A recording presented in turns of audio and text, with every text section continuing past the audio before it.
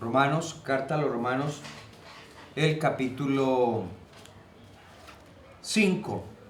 Carta a los Romanos, capítulo 5, del 1 al 11. Vamos a dar lectura en la palabra del Señor. Romanos 5, del 1 al 11.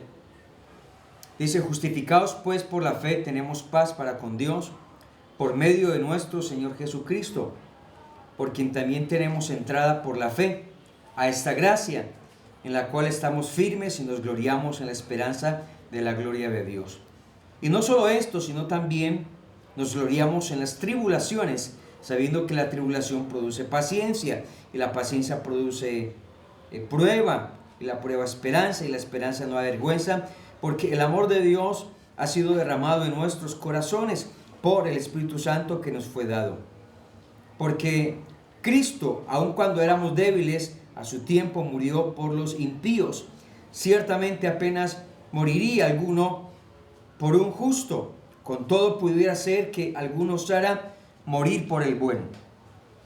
Mas Dios muestra su amor para con nosotros, que siendo aún pecadores, Cristo murió por nosotros. Pues mucho más, estando ya justificados en su sangre, por él seremos salvos de la ira. Porque siendo enemigos, fuimos reconciliados con Dios por la muerte de su Hijo. Mucho más, estando reconciliados, seremos salvos por su vida. Y no solo esto, sino también nos gloriamos en Dios por el Señor nuestro Jesucristo, por quien hemos recibido ahora la reconciliación. Tengamos una palabra de oración entonces y pidamos al Señor para que nos dé entendimiento y sabiduría y así poder comprender su palabra en esta tarde. Padre eterno, maravilloso Dios, estamos delante de tu presencia y queremos darte gracias por tu palabra, Señor, y gracias también por cada hermano que está allí en sintonía, Señor Jesús, que está allí viéndonos, Señor. También rogamos tu presencia en la vida de cada uno de ellos, en esos lugares, Señor, en sus casas. Bendíceles, ayúdales, fortalécenos, oh Dios, a través de tu gloriosa y poderosa palabra. En el nombre de Jesús pedimos tu bendición en esta hora. Amén. Bueno, cuando hablamos de que la iglesia no pasará por la gran tribulación, hay que hacer diferencia entre lo que es una tribulación y lo que es la gran tribulación. Donde leímos Pablo acerca de la justificación, Pablo nos habla acerca de las tribulaciones. Cuando Pablo también fue a ese lugar donde fue apedreado, que por sanar a un hombre que tenía mucha fe, fue sanado, y entonces iban a hacer sacrificios y dijeron, bueno, estos son dioses en semejanza de hombres. Pablo, después de que es apedreado y que la iglesia crece allí, Pablo insta a los hermanos a que ellos crecieran en la fe y a que ellos permanecieran en el Señor, y les decía, es necesario que a través de muchas tribulaciones entremos al reino de Dios. Es decir, él está hablando allí de problemas, de dificultades, de aflicciones, de angustias que pasa normalmente el ser humano. Esa es una tribulación normal, pero la Biblia nos habla entonces la gran tribulación que describe Daniel capítulo 1, también está escrita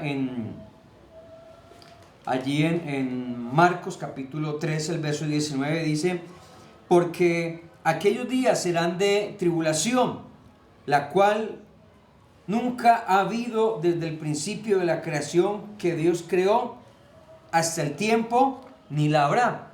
Y también vamos a mirar lo que dice el profeta Daniel, capítulo 12, verso 1. En aquel tiempo se levantará Miguel, el gran príncipe, que está de parte de los hijos de tu pueblo, y será tiempo de angustia, cual nunca fue que hubo gente hasta entonces, ¿cierto? Entonces Daniel, el Señor Jesucristo, a través de los apóstoles Mateo, Marcos, Lucas, hablan mucho de la gran tribulación. Y esa gran tribulación, dice, es un tiempo el cual nunca ha habido en la tierra ni lo habrá. Y habla esa gran con ese prefijo gran, es porque es un lugar, es una época de tormento, de angustia, y esto será después de que el Señor levante la iglesia. Inmediatamente el Señor levante la iglesia, pues vendrá lo que llamamos la gran tribulación. No vamos a hablar hoy de la gran tribulación como tal, sino que vamos a mirar unos textos por la palabra en donde la iglesia no pasará por la gran tribulación, ¿cierto? Hoy en día la gente está angustiada y está pensando que se está cumpliendo ya lo que dice el Apocalipsis. No se está cumpliendo lo que dice el Apocalipsis. Simplemente aflicciones, consecuencias por el pecado y la maldad del hombre, de la avaricia y de tantas cosas malas que hay en el hombre. Pero aún con todo eso, Dios ha guardado a su pueblo hoy, a su iglesia hoy. Ha guardado y seguirá guardando la iglesia.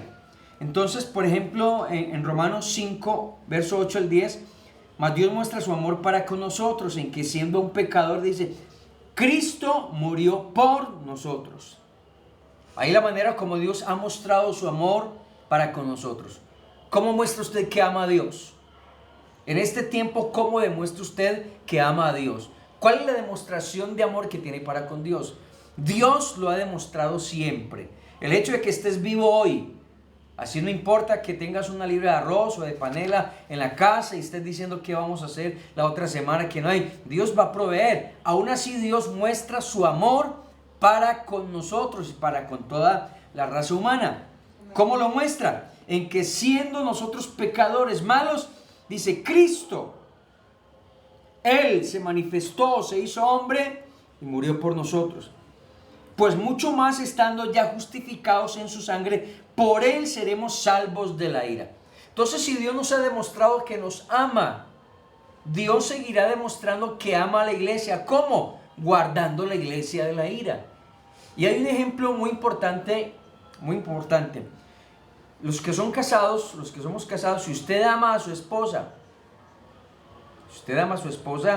créanme que el mero hecho de que cualquier persona que hable mal de su esposa, así sea de su familia, y que quieran tratar mal a su esposa, usted va a defender a su esposa, en el caso de que usted la ame.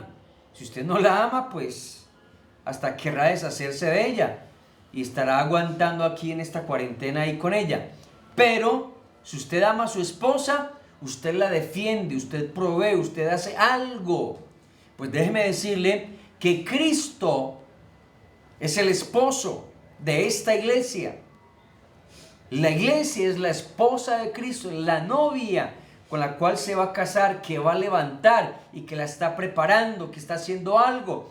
Y Él no va a permitir entonces que otro maltrate su iglesia, que otro golpee su iglesia, que otro haga algo en contra de su iglesia. Entonces, así como, y esto Pablo lo explica de una manera muy especial cuando dice allí en Efesios, vamos a mirarlo, vamos a recordarlo, porque usted lo debe saber. Pablo habla acerca de la analogía que Dios muestra del amor hacia la iglesia. En Efesios capítulo 5, en el verso 23, porque el marido es cabeza de la mujer, así como Cristo es cabeza de la iglesia, el cual es su cuerpo y Él es su Salvador. Así que como la iglesia está sujeta a Cristo, así también las casadas lo estén a sus maridos en todo. Maridos, amad a vuestras mujeres, así como Cristo amó a la iglesia y se entregó a sí mismo por ella. Mire bien, se entregó a sí mismo.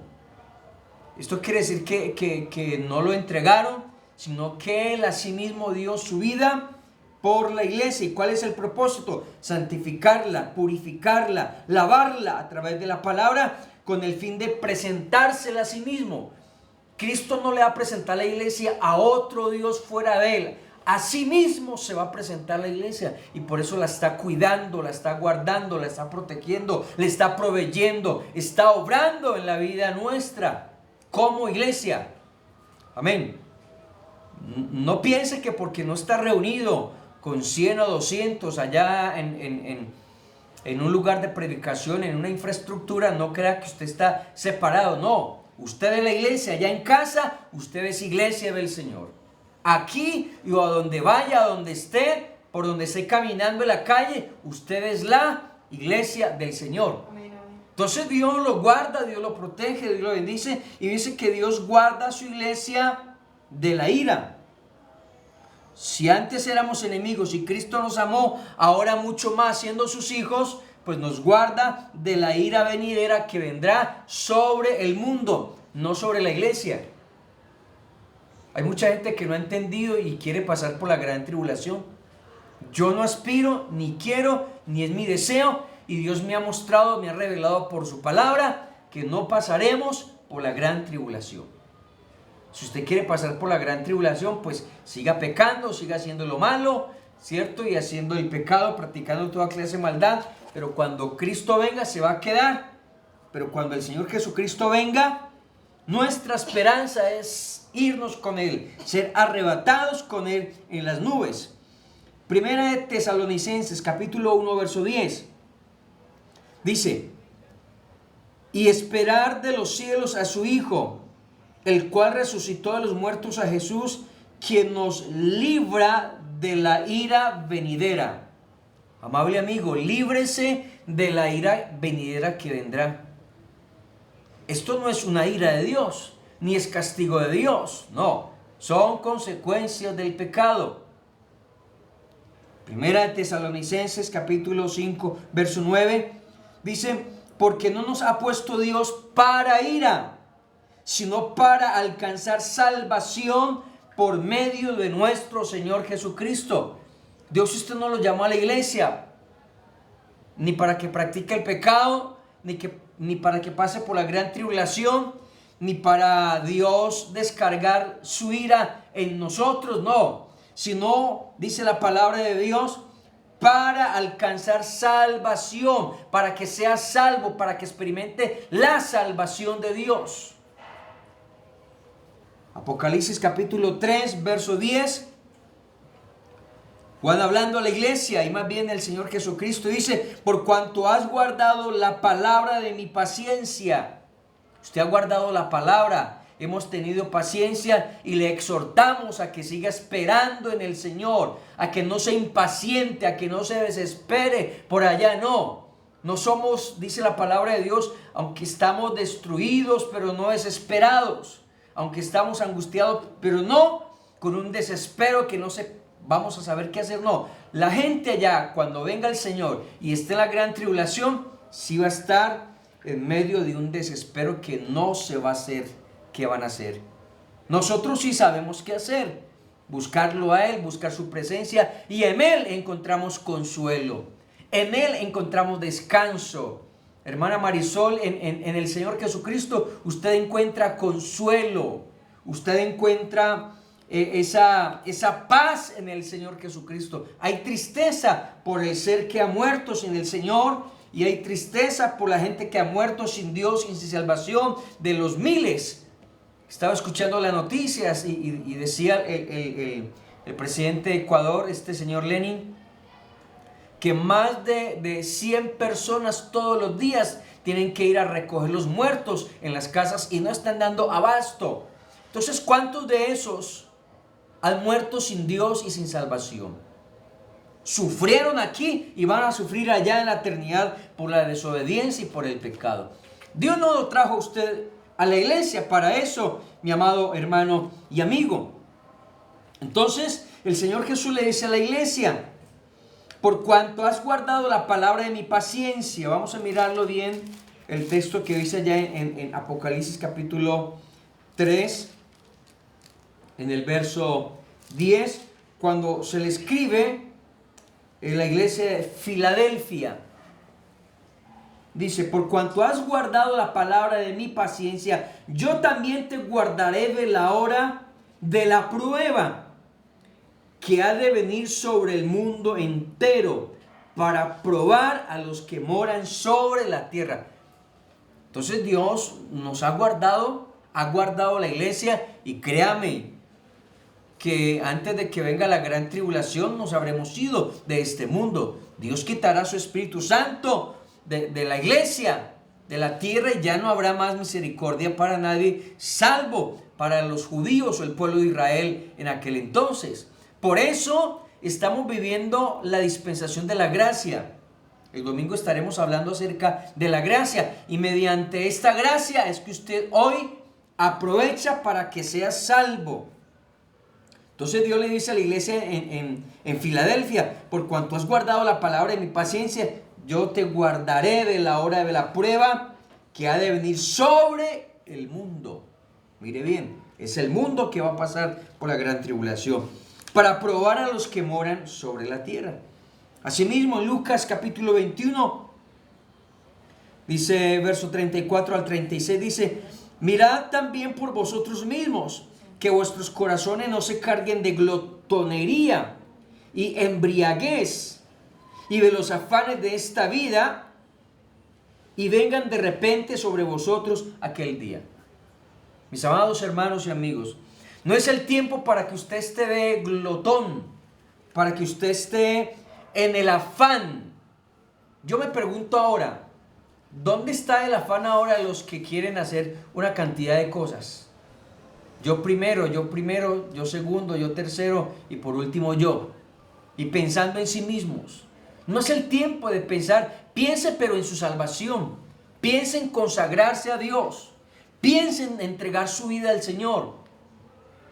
Hoy se está parando todo. Y hasta llegará un momento donde se parará totalmente la economía.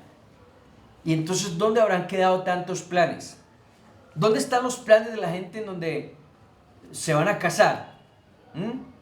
Donde van a hacer una cantidad de que han tenido planes, y eso está bien, y Dios permita que pueda disfrutar de todo eso, pero qué tan importante que usted ahora se cargue es de la gloria de Dios, no se cargue de glotonería, de embriaguez, de los afanes de esta vida, porque el mundo pasa, y venga de repente sobre vosotros aquel día, porque como un lazo vendrá sobre todos los que habitan sobre la faz de toda la tierra.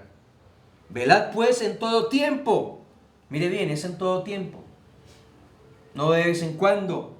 No. Velad pues en todo tiempo, orando que seáis tenidos por dignos de escapar de todas estas cosas que vendrán y de estar en pie delante del Hijo del Hombre. Dios quiere que escapemos de ese día.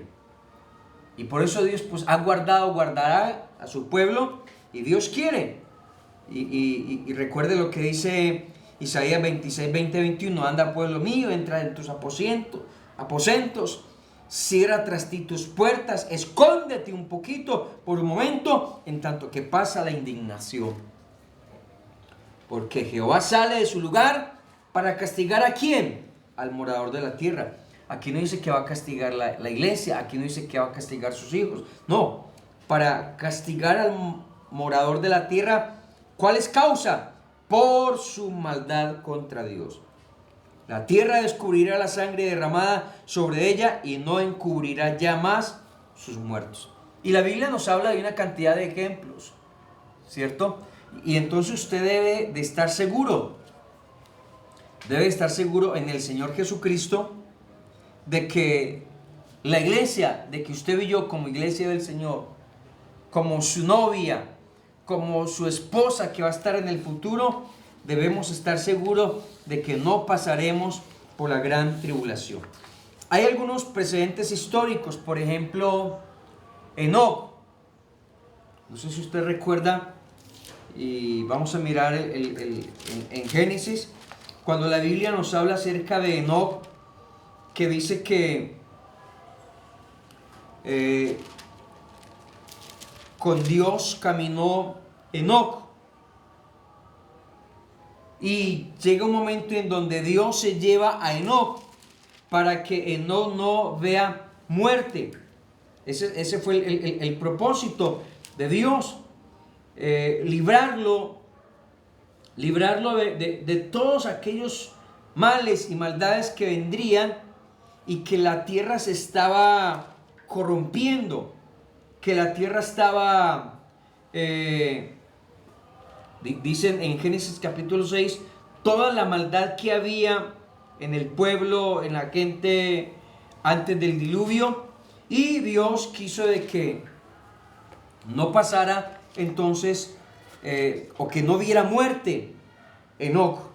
Y es importante, mis amados hermanos y amigos, que usted y yo podamos alcanzar a entender que así como Enoc no vio muerte y Dios se lo llevó, llegará un momento en donde Dios se va a llevar a su pueblo, a su iglesia, para que no veamos entonces la muerte, sino por el contrario, estemos un día en la presencia del Señor. Otro ejemplo muy importante, el caso de Lot. Lot, Dios envió unos ángeles para sacar a Lot. Lo dice allá en Génesis también, creo que es 19. Envió unos ángeles para sacar a Lot y a su familia, porque iba a destruir la ciudad de Sodoma y Gomorra a causa del pecado, a causa de la insensatez y del pecado del hombre. Y nos dice la palabra de Dios que Dios los libró, Dios los sacó de allá, de que murieran también juntamente con la gente pecadora. Entonces son muestras o son prototipos en donde Dios sacará, se llevará a su iglesia antes de que venga la gran tribulación. Quiero resaltar o mirar un poquito acerca de la historia de Lot, en donde ellos fueron salvos, la esposa, sus dos hijas y Lot, pero la esposa tenía su corazón allá. Dice la Biblia que miró a espaldas de Lot. Y Jesús le dijo a sus discípulos: acordaos de la mujer de Lot.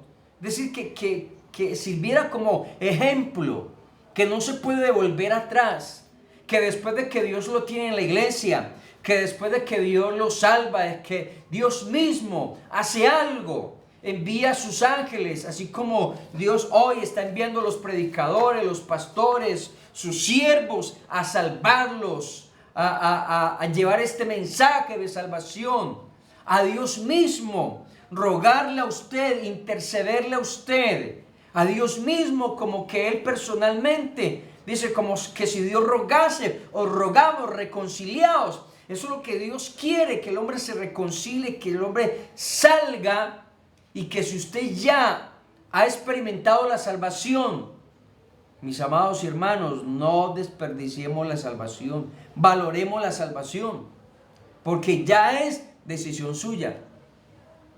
Fue la decisión de la mujer de Lot, fue la decisión de la mujer de Lot que se devolviera y volviera atrás. Ella fue, Lot no le dijo: ve, anda que se me quedó tal cosa, vamos a regresar por lo otro, ve, mira que yo te espero aquí. No, ellos salieron sin nada, y quizá eran muy ricos, porque Abraham se separó de Lot por causa de las riquezas.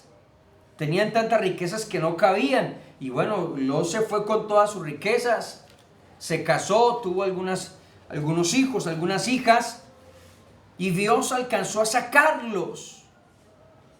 Pero aquella mujer pensó más en lo material, pensó más en todo lo que estaba dejando allá. Le invito para que piense no en lo que hay acá, en lo que usted haya conseguido, en lo que usted tenga en el banco, en lo que usted tenga de finca. No, piense en lo que Dios le tiene preparado allá en el cielo. Piense en lo que Dios tiene para con cada uno de nosotros. Amén. Entonces Jesús dijo: acordaos de la mujer de Lot. Otro ejemplo muy importante que yo encuentro es Noé, que fueron salvos del diluvio. Dios los guardó, Dios los protegió para que no murieran también en el diluvio. Y me parece mucha la valentía de aquel padre de familia, de aquel siervo Noé, que dice que halló gracia ante los ojos de Dios, pudo predicarle a sus hijos, pudo predicarle a su esposa, pudo predicarle a las esposas de sus hijos. Tomaron la decisión de seguir el ejemplo de aquel hombre de Dios y fueron salvos, fueron guardados. Y eso es lo que Dios hará con la iglesia. Es lo que Dios está haciendo hoy con la iglesia, también guardándola, ayudándolo y esperamos que usted se deje también guardar y que usted obedezca la palabra, que su alma sea salva y que también pues por algún momento obedezca a las autoridades. Se le dicen pues no salga de casa, pues espere mientras pasa todo esto. Amén.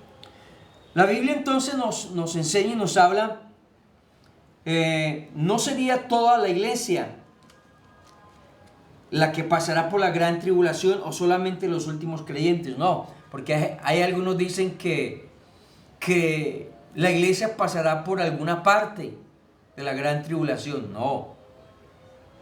Dios lo va a guardar a usted totalmente de que pasemos. Otros dicen, no, es que el Espíritu Santo puede ayudarnos y fortalecernos, sí nos ayuda, pero Dios sabe que no somos capaces de pasar por todo eso, y por eso Dios quiere libertarlo. O no, que es la iglesia de hoy en día la que va a pasar, no. Ni los primeros creyentes pasaron por la gran tribulación, sufrieron, ¿sí? Pero la Biblia dice que sería un tiempo el cual nunca lo ha habido en la tierra, ni lo habrá, ni antes ni después.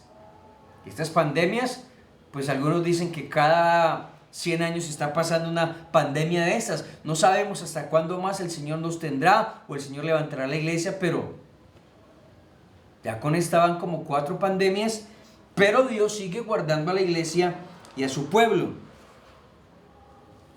Entonces, hermanos, la iglesia es el cuerpo de Cristo, es su esposa, y Dios no derramará su ira sobre su cuerpo o sobre su iglesia. Esto tiene sentido y esto es muy lógico que podamos nosotros entenderlo.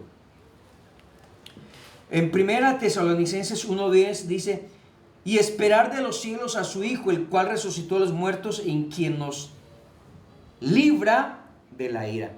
Este verso nos enseña algo muy importante, y es que Jesús nos libra de la ira de Dios que ha de venir sobre el mundo entero. Esa ira corresponde al tiempo de la gran tribulación. El Señor ha prometido librarnos de ese tiempo, librarnos de esa ira. Y la Biblia dice, ¿cómo podríamos sostener que nos librará de esa ira si afirmamos que pasaremos por la gran tribulación? No, Dios nos libra de la gran tribulación, nos libra de esa ira. ¿Y qué es librar? Es sacar a uno de un peligro o aprieto, librar, sacar o preservar. Es más bien como preservar, guardar a alguien de un mal o de un peligro. Y eso es lo que Dios hará. En la carta a los Efesios, capítulo 2, verso del 1 al 3, el mismo apóstol nos enseña que nosotros los que creemos no somos hijos de ira, sino hijos de Dios. No somos de aquellos en los cuales opera el diablo, sino somos de aquellos en los cuales opera el Espíritu Santo de Dios. No somos de aquellos que estábamos muertos en delitos y pecados, sino que somos de aquellos que hemos nacido de nuevo. Miremos lo que dice. Y Él nos dio vida a vosotros cuando estábamos muertos en delitos y pecados, en los cuales anduvimos en otro tiempo, siguiendo la corriente de este mundo, conforme al príncipe de la potestad del aire, el espíritu que ahora opera en los hijos de desobediencia, entre los cuales todos nosotros vivimos en otro tiempo, en los deseos de nuestra carne, haciendo la voluntad de la carne y de los pensamientos, y éramos por naturaleza hijos de ira, lo mismo que los demás. La vez pasada estábamos hablando del privilegio de ser hijos de Dios. No éramos hijos de Dios, pero ahora somos esos hijos de Dios. No somos hijos del diablo, sino hijos de Dios. Que Él nos libró de la ira. Que estábamos muertos, pero que Él nos dio vida. Esta es una de las razones que sirve para afirmar lo que detiene el misterio de la iniquidad, y es su iglesia, su amado pueblo que está aquí en el mundo. Pues no somos hijos de ira, por eso no puede venir la gran tribulación mientras el pueblo de Dios, su iglesia, todavía esté en este mundo. ¿Por qué? Porque Dios es el que nos ha librado y nos va a librar de la ira venidera que vendrá. Entonces, ¿qué tan importante